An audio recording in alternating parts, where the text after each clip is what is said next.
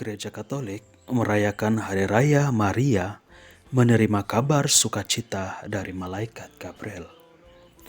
Maka baiklah pada hari ini kita bersama-sama mau merefleksikan peran Maria dalam karya penebusan yang ditinjau dari konstitusi dogmatis tentang Maria dalam Lumen Gentium artikel 61. Seperti yang diketahui, bahwa Maria sebagai bonda Sang Penebus mendapat tempat khusus dalam rencana keselamatan yang disiapkan oleh Allah Bapa sejak semula. Peran Maria sebagai bonda Kristus ini sangat penting karena menentukan keselamatan manusia yang terjadi secara definitif lewat tanggapannya pada kelahiran Sabda menjadi daging, yaitu Tuhan kita Yesus Kristus. Rasul Paulus mengatakan kepada umatnya di Galatia demikian, setelah genap saatnya, maka Allah mengutus anaknya yang lahir dari seorang perempuan yang takluk pada hukum Taurat. Ia diutus untuk menebus mereka yang takluk pada hukum Taurat supaya kita diterima menjadi anak. Dan karena kamu adalah anak, maka Allah telah menyuruh roh anaknya ke dalam hati kita yang berseru, ya Bapa. Kita dapat lihat ini dalam Galatia bab 4, 4-6. Kini peran Maria juga tidak berhenti pada 2000 tahun yang lalu. Tetapi hal ini berlaku sampai akhir zaman. Gereja dalam penziarahannya tidak boleh melepaskan begitu saja peran Maria sebagai bonda gereja, sekaligus sebagai bonda Kristus dalam tata keselamatan umat manusia. Di dalam penjelasan kita pada hari ini, ada beberapa hal yang akan kita dalami bersama. Pertama, kita akan mencoba melihat Maria dalam misteri penebusan Kristus. Selanjutnya, kita akan melihat kepengantaraan Maria sebagai bonda Kristus. Dan yang terakhir, kita akan bersama-sama mendalami peran bonda Maria dalam penebusan. Maria dalam misteri penebusan Kristus. Di dalam surat Rasul Paulus kepada jemaat di Efesus bab 1 ayat 3 dikatakan demikian. Terpujilah Allah dan Bapa Tuhan kita Yesus Kristus, yang dalam Kristus telah mengaruniakan kepada kita segala berkat rohani di dalam syurga.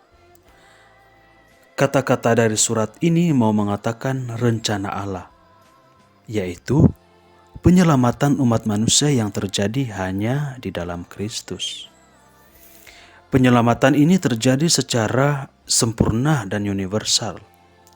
Oleh itu posisi Maria dari sejak semula sudah dinubuatkan dalam Yesaya bab 7 ayat 14. Dan hal ini diteguhkan oleh Konsili Vatikan II bahwa Maria telah dinubuatkan terlebih dahulu dalam janji yang disampaikan kepada moyang kita setelah jatuh ke dalam dosa, sesuai dengan kitab Kejadian bab 3 ayat 15. Maria secara definitif dihantar untuk memasuki misteri Kristus melalui peristiwa yang terjadi dalam Injil Lukas bab 1 ayat 28. Salam hai engkau yang dikaruniai, Tuhan menyertai engkau. Konsili Vatikan II juga mau mempersiapkan umatnya untuk sungguh-sungguh mengerti ajaran bonda Allah dalam misteri Kristus dan gereja. Jika hal ini benar, seperti yang dimaklumkan oleh konsili sendiri, yaitu hanya di dalam misteri sabda inkarnasilah misteri manusia mendapat terang, maka prinsip ini harus diterapkan kepada Maria yang menjadi bonda Kristus. Hanya di dalam misteri Kristus saja misteri ini dapat diperjelaskan sepenuhnya. Oleh yang demikian, gereja telah berusaha dengan sungguh-sungguh menafsirkan hal ini dari semula. Hal ini sudah terjadi dalam konsili Efesus pada tahun 431. Konsili suci ini sudah mengambil keputusan penting untuk menjelaskan hal ini. Di dalam konsili inilah kebenaran Bonda Maria diteguhkan secara meriah sebagai suatu kebenaran iman gereja. Maria adalah Bonda Allah, Theotokos, yang dengan kekuatan Roh Kudus, ia mengandung di dalam rahimnya yang perawan dan melahirkan Yesus Kristus sebagai Putra Allah yang sehakikat dengan Bapa. Putra Allah yang lahir dari perawan Maria sungguh telah menjadi manusia sama seperti kita.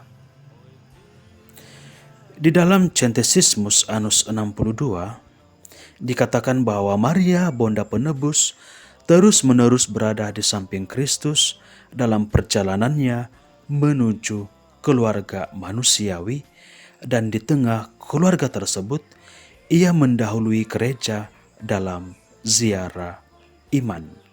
Kepengantaraan Maria sebagai Bonda Penebus. Pengantaraan yang sesungguhnya dalam gereja Katolik hanya ada satu, yaitu Yesus Kristus, Putra Bapa. Sebab Allah itu Esa, dan Esa juga pengantaraan antara Allah dan manusia, yakni manusia Yesus Kristus yang telah menyerahkan dirinya sebagai tebusan bagi semua orang. Kita dapat lihat ini dalam surat pertama Rasul Paulus kepada Timotius bab 2 ayat 5-6.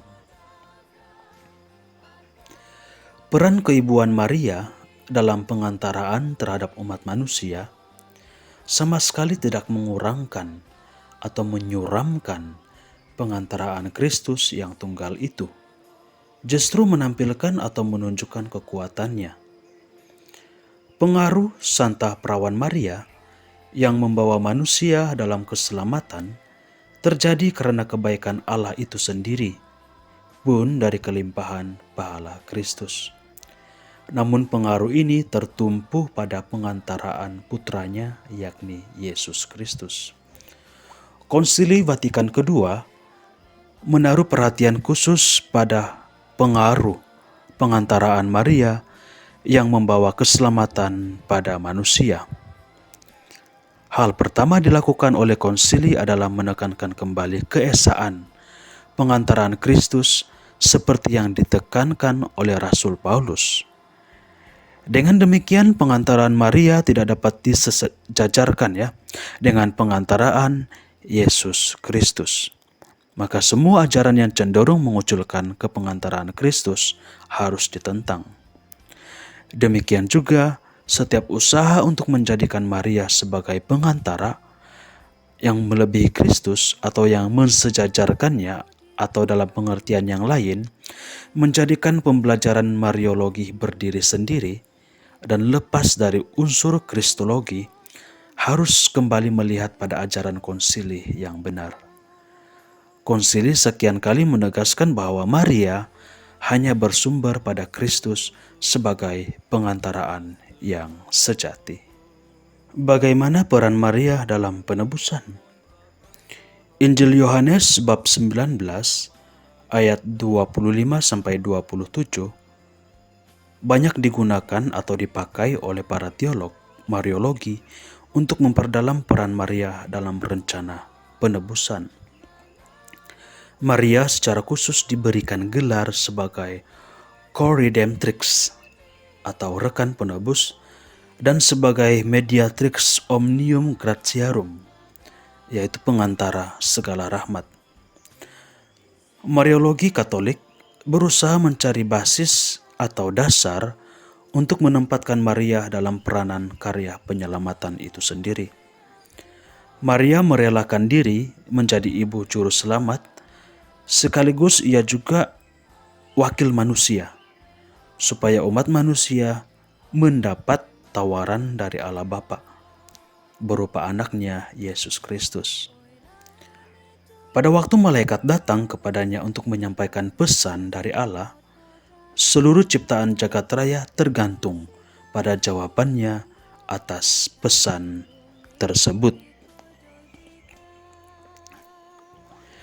Tata penebusan ini terjadi seperti berikut. Yesus Kristus, yaitu Putra Allah, Bapa dari sejak semula, telah menebus atau melindungi Maria sebagai tempat atau wadah untuk ia berdiam dengan kuasanya. Yesus terlebih dahulu menyucikan Maria dari noda dosa asal dan dosa pribadi.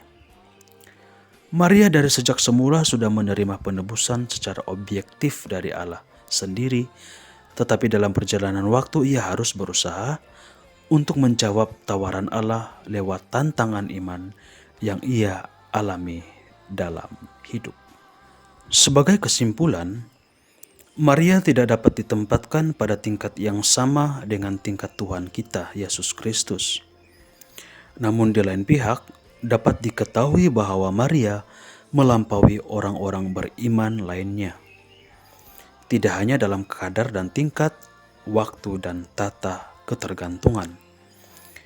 Maria dan Tuhan Yesus memiliki hubungan timbal balik, saling berkaitan, dan tidak dapat lepas antara satu dengan yang lain.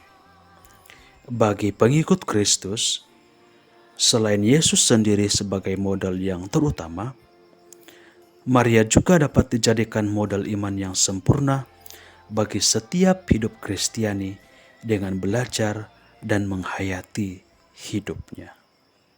Tuhan memberkati.